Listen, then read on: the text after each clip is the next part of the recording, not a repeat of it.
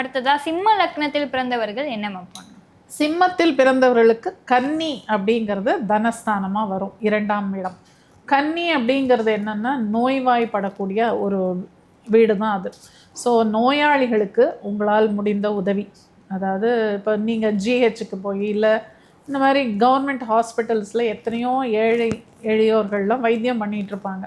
அவங்களுக்கு உங்களால் முடிஞ்சு ஏதான ஒன்று வாங்கி கொடுக்கலாம். மருந்து மாத்திரையெல்லாம் அங்கேயே ஃப்ரீயாக கொடுப்பாங்க, அது வேறு ஏதாவது உங்களால் அவங்களுக்கு பண்ண முடிந்தால் ஒரு ப்ரெட்டு வாங்கி கொடுக்கறது, இல்லை ஒரு வாட்டர் பாட்டில் வாங்கி கொடுக்கறது, ஏதோ உங்கள் வசதிக்கு என்ன முடியுமோ அந்த மாதிரி அவங்களுக்கு அது மாதிரி பண்ணலாம். இல்லை இன்னும் சில பேர் என்ன பண்ணுவாங்க, அங்கேயே போய் எல்லாருக்கும் ப்ரே பண்ணி இது விபூதி விட்டு அந்த மாதிரிலாம் பண்ணுறவங்களும் இருக்காங்க. ஸோ அது மாதிரி நோய்வாய்ப்பட்டவர்களுக்கு சரி என்னால் ஜிஹெச்சுக்கெலாம் போக முடியாது மேடம், எனக்கு அதெல்லாம் முடியாது, அங்கெல்லாம் நான் போக மாட்டேன் அப்படின்னு நீங்கள் சொன்னீங்கன்னா, உங்களுக்கு தெரிஞ்சவங்க ஏழைப்பட்டவங்க, வசதி இல்லாதவங்க, ஒரு பெரிய நோயோடு அவங்க ரொம்ப சஃபர் பண்ணுறாங்க, வைத்தியம் பண்ண செலவு அவங்களுக்கு காசு இல்லை அப்படின்னா அவங்க வைத்தியத்துக்கு நீங்கள் மொத்தமாக கொடுக்கணும்னு நான் சொல்லலை.